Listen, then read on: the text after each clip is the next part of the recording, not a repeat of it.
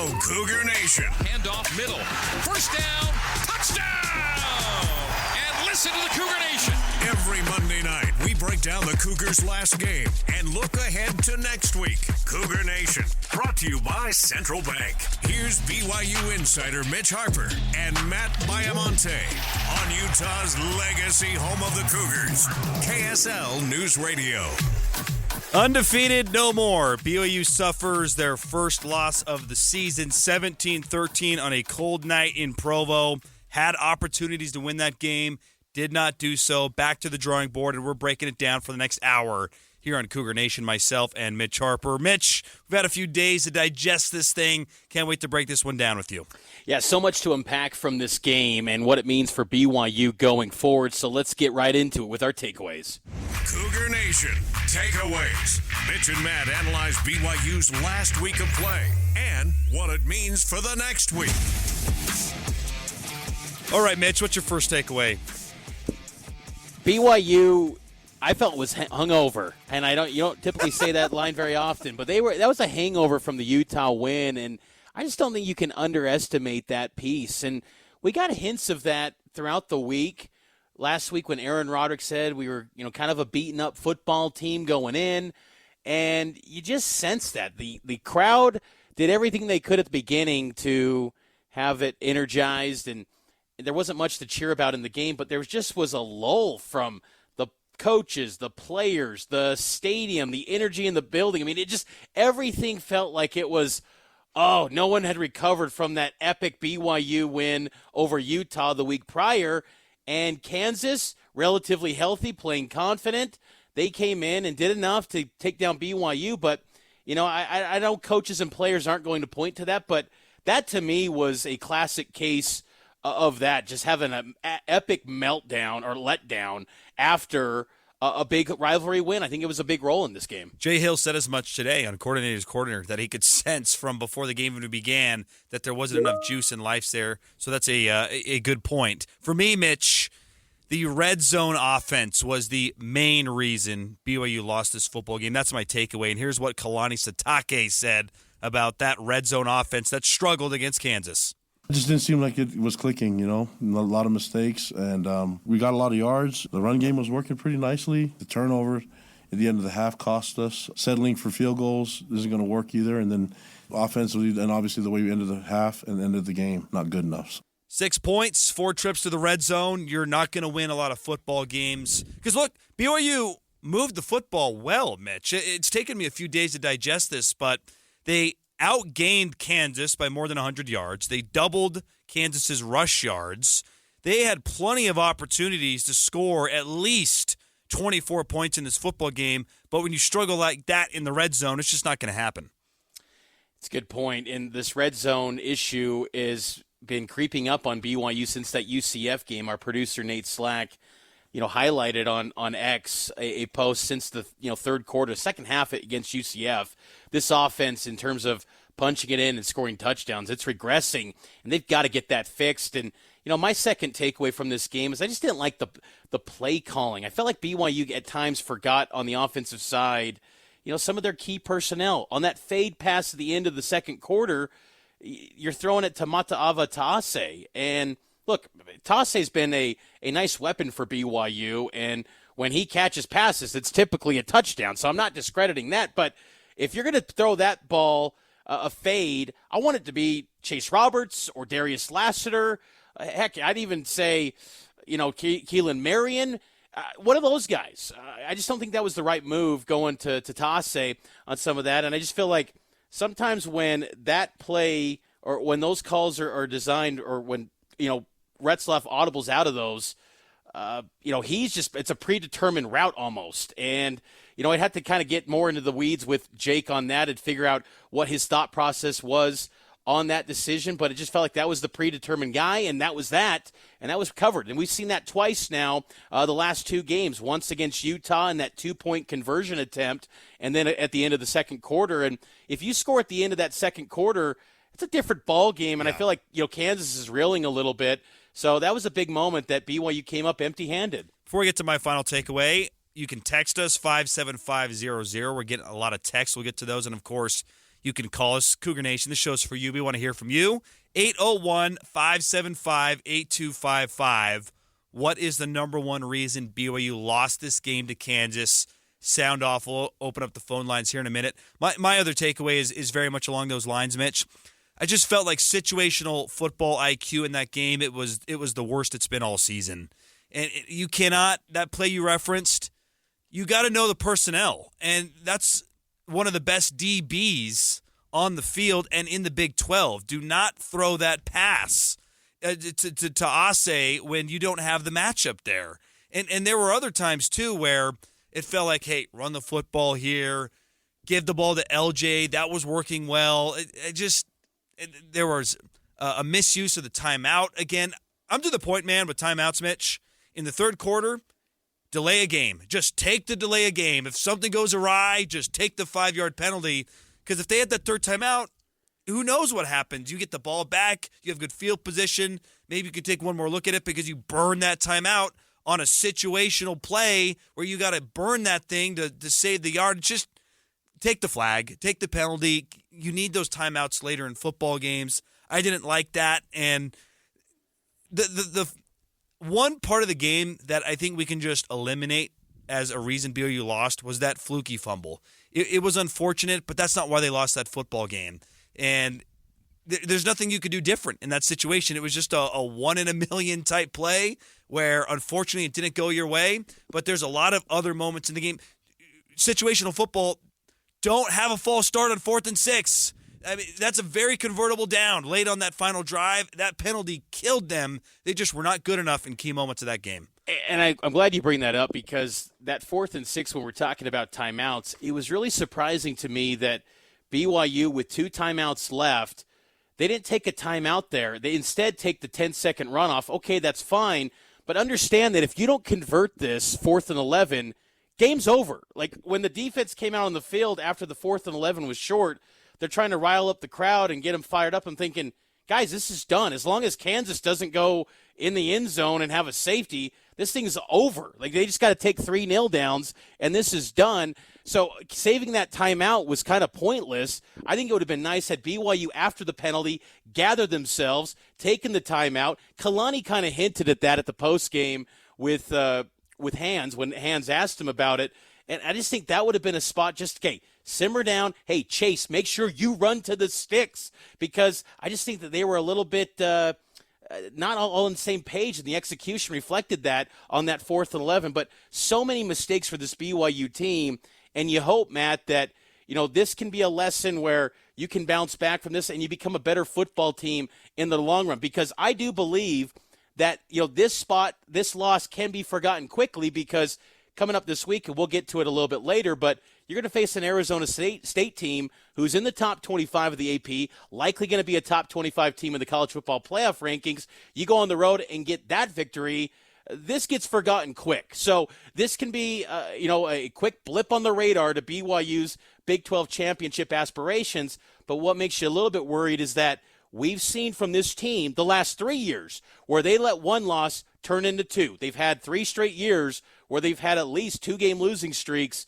So you just hope that they can respond quick and not let that trend, what we've seen in the past, happen once again this season, what's been such a special year. All right, let's get to the phone line here quickly. 801-575-8255. Rick in Sandy, what was the number one reason BYU lost this game to Kansas? They threw that interception in the end zone. That was a critical play. What would you have liked to have seen in that situation, Rick? Well, our guy caught it instead of theirs. We would have won the game if we'd caught that. That's a good point, Rick. Thanks for the call. It's a good point, Mitch, because if you even get a field goal there, it's a completely different football game. So if you want to point to one play in the game where you lost it, that's the play. Definitely. I mean, that was a critical moment there, but that kick as well, the pooch punt. There were so many things for BYU that just tighten it up, and we just didn't see that same kind of just energy from BYU that we've seen this season. I did like the tempo at the end of the game, and it felt like BYU was kind of getting back to its usual self offensively late in that game. But it was not meant to be as the Cougars fall to Kansas 17-13. Let's take a break, Mitch. Cougar Nation's brought to you by Central Bank. 133 years of trusted banking service, modern technology, and fast lending decisions. Taking the break. More to go, recapping the loss against Kansas right after this. I can think of one other thing, Mitch, and it's a tough loss against the Kansas Jayhawks. That's affected my life over the weekend a little bit. But we're turning the page. We're having a little group think and a little therapy here on Cougar Nation. And, of course, it's sponsored by Central Bank. All right, let's get back out to the phone line. Our dear friend from Texas, where we all hope we're going to be in a few weeks. Michael, why did they lose this game to Kansas? Guys, don't sell your flights. We're going to make it. We're going to win this week. Don't sell your flights. But, no, guys, I just wanted to call. You guys know I'm a huge A-Rod fan. I think he's a great offensive coordinator. The one weakness, and we saw it in Utah too, that just drives me crazy is like sometimes he treats the offense like a Make-A-Wish Foundation. Like everybody gets a little bit. You touch the ball. You touch the ball. It's like, guys, we should have like 4 to 5 playmakers for the whole game touch the ball. I don't want to see Tayase on a screen pass.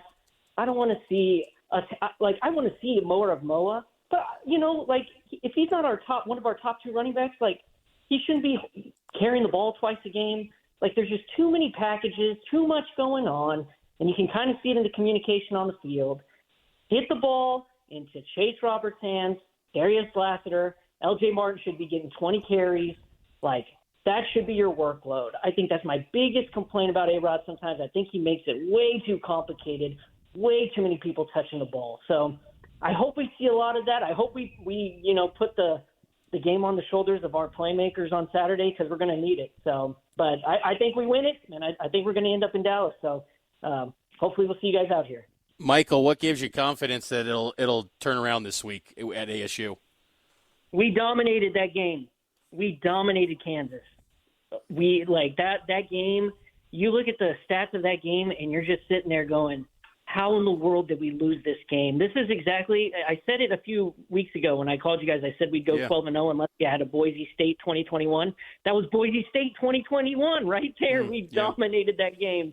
There's no way you lose that game when you held them to 80 yards rushing, 10 points besides the helmet fumble. Like that's a game you win. And I just think we're making it too complicated on offense, and that's why we're stalling out. There's too much going on. Simplify it. Get it to your best guys. It's good stuff, Michael. And to kind of echo that point, I had a chat with Hinckley Ropati before this game, and he kind of echoed that sentiment too, that, hey, let's just get back to the simple things. Maybe during that bye week before Utah, we were installing too much. It got a little too complex, and I think that is a good point. There is one position on the team that I think does a really good job of that, and that's the wide receiver group. It's like the same 3 or 4 guys. They get the ball, and I love that.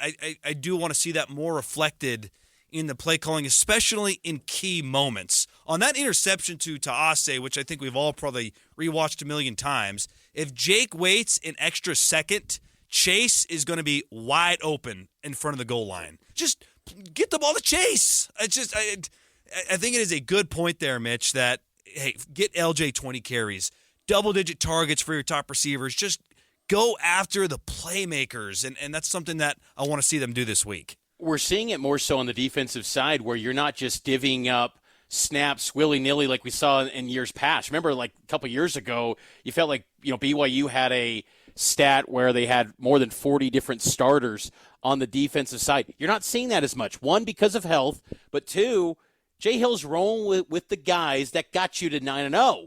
Play after play, you're rolling with your top dogs. And I think BYU's offense should continue to do that as well. I do like some of the contributions, though, that Hinckley has been providing. But at this juncture, to get a random carry from Sione Aimoa, and look, I love the kid. I think he's going to be really good. And you keep him part of that 105-man roster in the future. But the top dogs are LJ and Hinckley until further notice. And, Chase Roberts in the postgame, he acknowledged that these close calls and needing late heroics, that needs to change as BYU needs to start beating teams by more. We need to start beating teams by 20 points, 30 points, because that's the kind of offense we have. That's the kind of team we have. And we should have this game. And it was frustrating that we couldn't convert and couldn't get points on the board in the red zone. And we got to learn from our mistakes, learn what we can do better as an offense, and make better decisions as well as we're in the red zone, and make better reads, run better routes as receivers, make sure we get our depth and stuff like that. So, but we'll go back, watch the film, and learn and grow. And the difference between a 20-point win and the loss, Mitch, was like, 4 plays?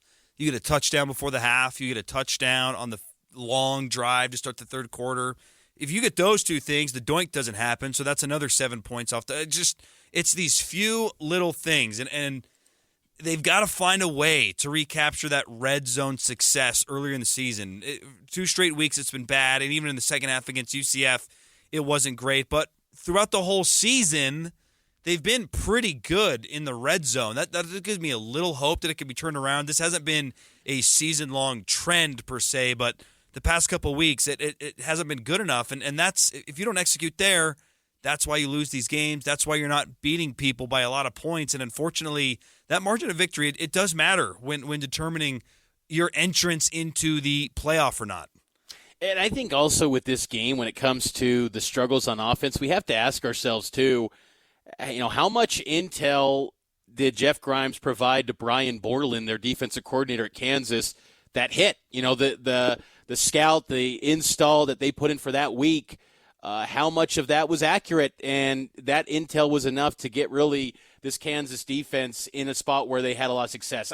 You have to wonder. I mean, all the different – in a game of inches like the Big 12 is, where games are basically a coin flip, those little margins can play a big role. Now, on the flip side, BYU knows Jeff Grimes' ways and tendencies, and they had familiarity with the personnel of Kansas, and BYU's defense, by all accounts, was pretty dang good outside of that first drive to open the game. So I'm going to stay optimistic that BYU can bounce back. And in a strange way, guys, I feel like BYU's going to bounce back in a big way coming up potentially this week, because I am confident that this team will flush it down and move on and not let one loss turn into 2. But you got to see success finishing drives, and I just think that's been a big point of contention, and that's where a lot of the texts are centered on too.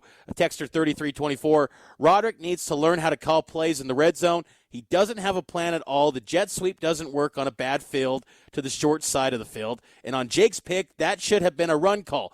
BYU had plenty of time. It was first down or throw the ball away. Why does Roderick complicate things in the red zone? It's a fair question. Can I add this too, though? I did not think that was Aaron Roderick's best game. However, Jake Retzlaff, that was his worst game of the season. Really, to me, Jake lost that football game. If you want to put the blame on one guy, I would put it on Jake. Jake is the one who checked into the option play on the short side of the field. That wasn't the play call. On 3rd and 6? Yes, on 3rd and 6. That's Jake's fault. If you want to check into the option, great, but not to the short side of the field. Like, that's entirely on Jake. And that fade play that we're complaining about, I don't love the play call, but if it's executed, then it's an incomplete pass. You can't make that poor of a throw in that situation. And there were other throws too where the ball was sailing all over the place. Jake has had 2 straight weeks where he has played below what we've seen all this season. And if he doesn't turn it around, and he had 2 overthrows in that game that completely changed the game. Darius Lassiter wide open for a 50-yard touchdown. Let him run underneath that thing. If Jake plays better football, you win that game. Jake was bad in that game, and so as much as you want to point to A-Rod in certain situations, if your quarterback can't get the job done, can't make the right reads, can't make the right throws, what can you do, Mitch?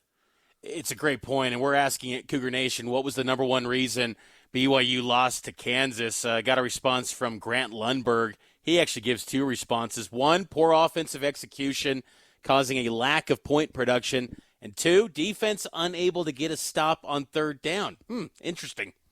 Except for they only allowed 33% of 3rd downs. They're 4 I'm not 12. poking at the defense on Totally. this one. There's really nothing to complain about defensively, Mitch. Other than the first drive. Right. I thought that first drive is like, is BYU asleep at the wheel? But they responded.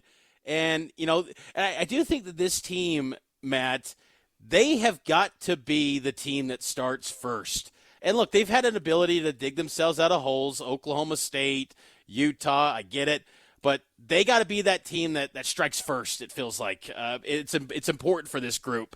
And that's going to be something to monitor moving forward into the stretch run of the season. Get an early lead to kind of settle the nerves a little bit. And when Kansas just moved down the field, that didn't bode well for BYU, but credit the defense for responding and showing quite well against a Kansas offense that had 540-plus yards against Iowa State the week prior. Yeah, that's a really good point, actually. Maybe just take the ball first. If that's what you're better at, then just take the ball. Kalani's never done that. He's never done that when he wins coin tosses, but maybe that's the move. But it's kind of a hat tip to Lavelle. It's what Lavelle used to do, but maybe he's got to change it up a bit. I would agree. Let's take the break. News, traffic, and weather coming your way. On the other side, we'll get to what's trending up and down.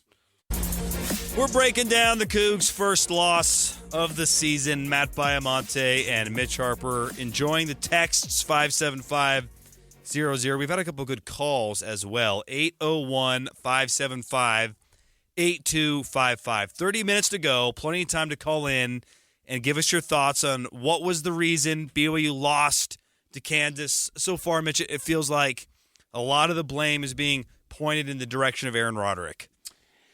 That's right, and I feel like it's understood. Cougar Nation has, I think it comes from a place, too, where they had concerns going into this season. There was a feeling of, is Roderick on the hot seat going into this year? And I'm not suggesting that he's hot seat bound, but I think after this performance, it feels like, past couple of weeks, rather, it's looking more like the offense from last year rather than the one that was thriving and scoring more than 30 points in the first handful of Big 12 games. And it makes you wonder, has BYU been figured out? And they don't have that second gear to really keep these opposing defenses on their heels. And, so Cougar Nation's got their concerns. I think if you just isolated this game, they would move on. But if when you pair this game up, and it's the fact that it was a special season, undefeated, paired with some of their concerns of the past with A-Rod, it's creating this feeling of frustration with Roderick. But again, Saturday's got a great opportunity for BYU, 1:30 at Tempe in Arizona State, to really erase this. Because you go into ASU, man, and win that game, that's one of the great wins in Kalani's era. And I feel like we've said that a lot over Kalani's tenure. He's had a lot of big stages, big opportunity game wins to really, catapult the program. But this one could be near the top because of what's at stake. There hasn't been many BYU football games in the last 15 years that have mega stakes in November. And so this can be forgotten quickly, Matt, if you can take down the Sun Devils. And that's what's exciting going forward for BYU. Let's get to that ASU game in the next segment. But right now, Mitch, let's do What's Trending. Cougar Nation, trending. What's trending up and what's trending down this football season. All right, Mitch, I'll start things off. What's trending down? Let's start there, because after a loss, I think more things are trending down than up, and then maybe we can end on a positive note.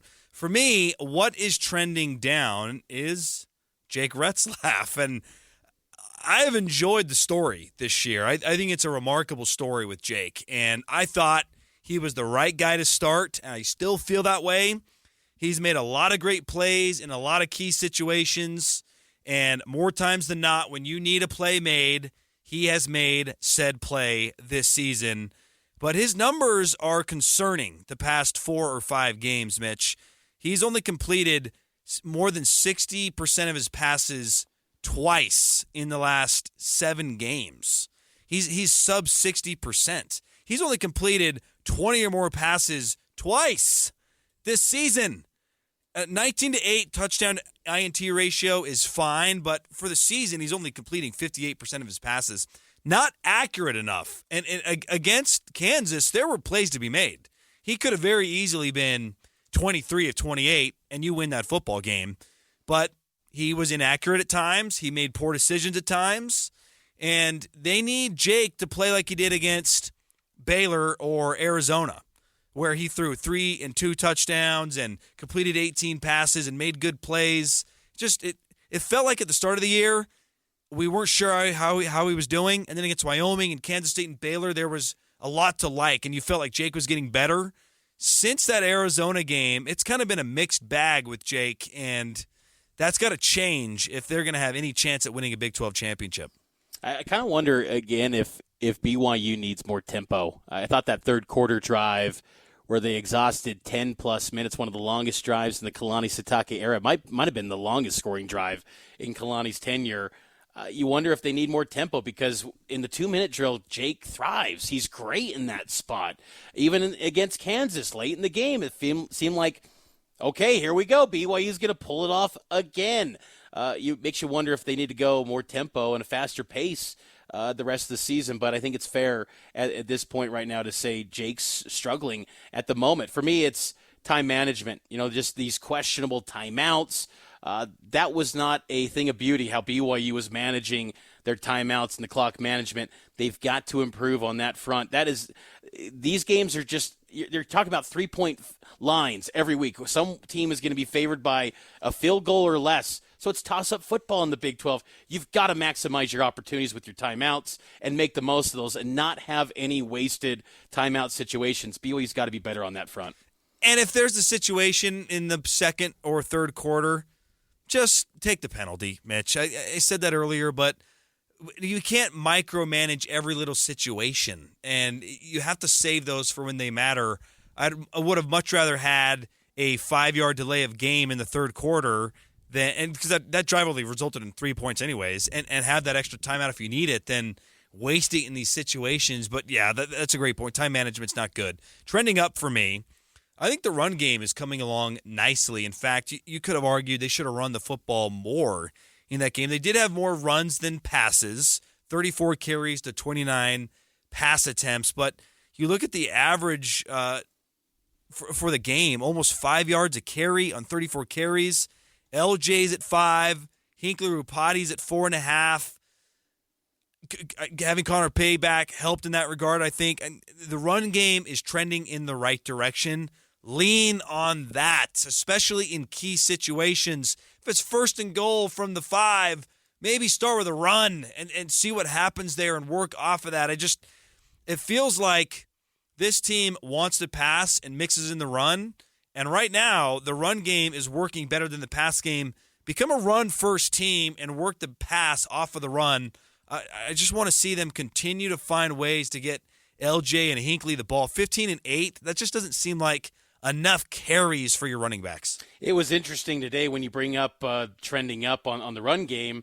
You're seeing a clear, established depth chart now, finally. Now, we've seen it with our own eyes in the actual games, but BYU put it to paper.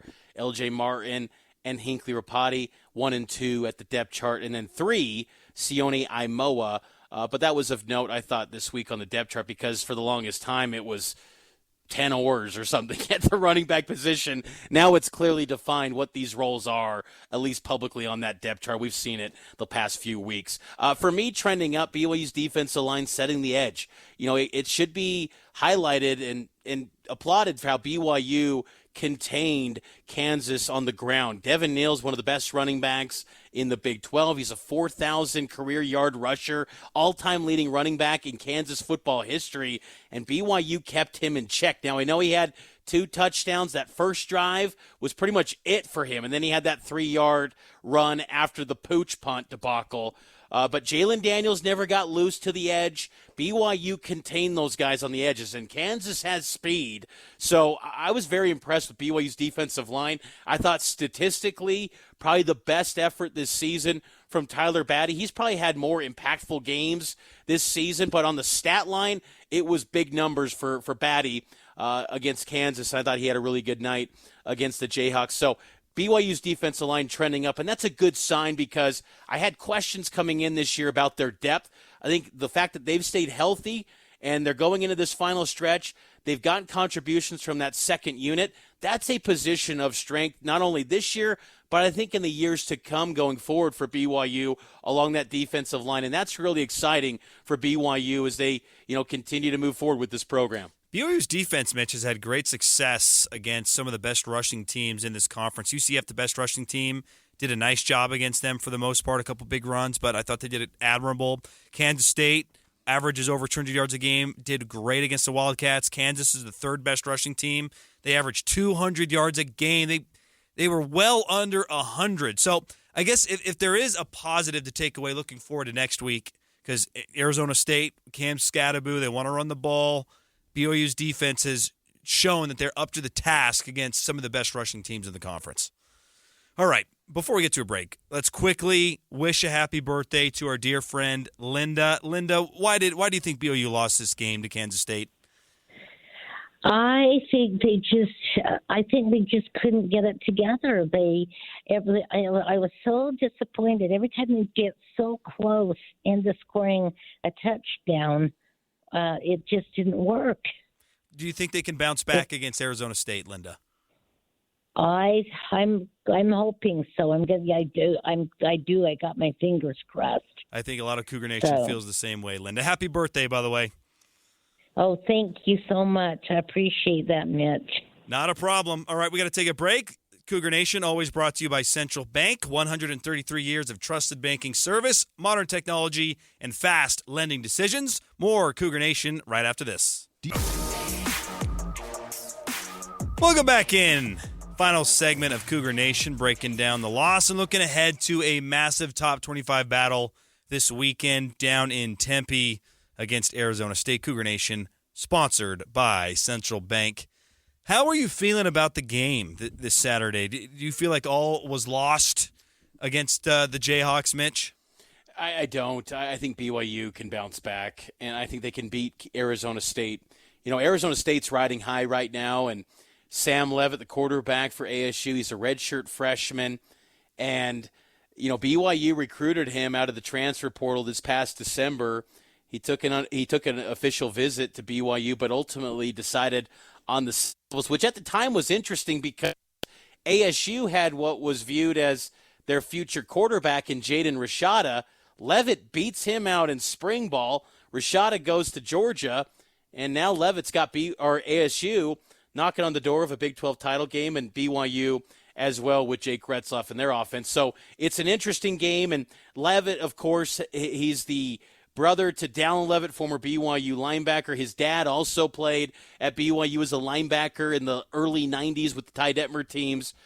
This is a good matchup. I think that BYU's defense has got to be outstanding again, but I do believe they'll travel. And then it zeroes in on the details, the fine margins with BYU's offense, and if they can fix the issues that have been plaguing them the past 2.5 games. So I think this is going to be a down-to-the-wire game once again.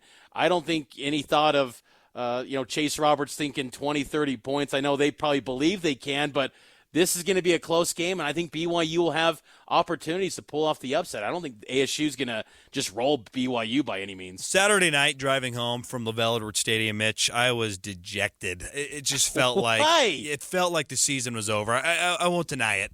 It felt like they can't beat Arizona State. Everything's trending in the wrong direction. Jake's not playing well. The defense played their best game of the season, and it wasn't enough.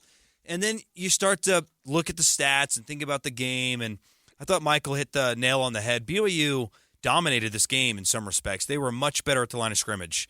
Their rush game was significantly better. Their defense was outstanding. There were just a few critical mistakes, one of which was a complete fluke. You can't blame anybody. That just happens. That bounce did not go their way. But BYU, if they clean up a few little things, at least get points in the red zone. At the very least, you get field goals every time. You got a chance with this defense. I'm feeling a lot better about this game. And then you look at this Arizona State team. They're having a great year. They were picked dead last in the conference. We spoke with Kenny Dillingham at Big 12 Media Days. We'll probably have a chunk of that interview on pregame this Saturday morning. It's impressive what they've done, but they haven't beaten any great teams. Then you look at their stats and how they stack up against other teams in the Big 12. They're not great at anything. They're just average. They're run of the mill. Like, this team is certainly beatable. You're not going up against Colorado. You're not going up against some other high-flying team in another conference. This is a solid Arizona State team where if you don't play good football, you can lose. But this Arizona State team is not some spectacular juggernaut where you go on the road and you feel like it's going to be impossible to get a win. Very similar teams. They play complementary football, and I think BYU's got a little bit better defense, but you look at the numbers on ASU. I mean, they have been pretty solid as of late. I mean, they held Kansas State in check. I mean, they were up 24-0, and then Kansas State made a little bit of a run to make it closer than it looked. But they win that game in Manhattan, 24-14, and we know how good Kansas State can be. BYU took care of business against K-State a long time ago this season, which feels like a lifetime ago. Right. But, BYU, I think, can definitely win this game. And Arizona State has not been used to a spotlight. This is a new dynamic for Kenny Dillingham's team that they haven't experienced even as of last week on College Game Day. Desmond Howard saying, "Why are we picking Arizona State, K-State?" The man had no idea it was 2 7-2 teams. Like, do your homework, Des. They've been flying under the radar completely. Now they're into the spotlight. BYU's been living in the spotlight for about 6 or 7 weeks. They're used to this now and the pressures that come with that. That's a dynamic here at play too. But, Jake Retzlaff's got to be great. If you're going to win on the road, you have to be excellent at the quarterback position. And so this is a big opportunity for Jake to make it clear that, what happened last week was not who he is. And he is the quarterback that shined against K-State, that shined against Baylor, and got it done and put, BYU, and even against Arizona. BYU's had many games where they had a dominant performance offensively. They got to get back to that. And I think that could bode well for BYU down the stretch run, because I do believe, and I know the coaches and players aren't going to be talking about it, but we can in the media. I think they're going to beat Houston in the regular season finale.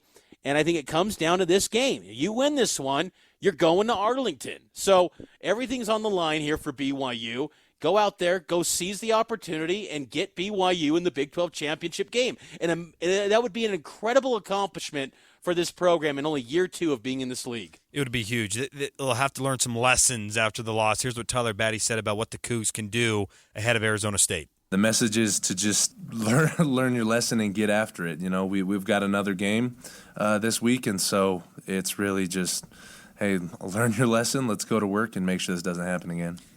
It's something that can be done. Like I'm looking at this Arizona State schedule, man. It just does not impress me. Again, credit to them. They're winning games. They're undefeated at home. But look at the margin, Mitch, on some of their home wins. Mississippi State win by 7. Next home game, they have Utah comes on October 11th. They win by 8. They beat Kansas by 4. They just beat a UCF team by the skin of their teeth by 4 points as well. So Arizona State, they're defending their home field down in Tempe, but they're not blowing people out. Like this, if Jake can bounce back and play a good football game and you can run the football, I think BYU can win this game. And dare I say maybe even comfortably if they can do those two things. Yeah, UCF, Arizona State's last home game, they had a 17-7 lead, and then Arizona State turned it on in the second half. So, ASU, but they've been really good at home. They have not lost a game at home this season, and so it's going to be a rocking crowd. The secondary market for tickets, it's a hot ticket. A couple of weeks ago, you could have probably got into this game for $40. Now you're talking hundreds of dollars. So clearly the locals in Phoenix for ASU and probably BYU fans are really excited for this one. I expect a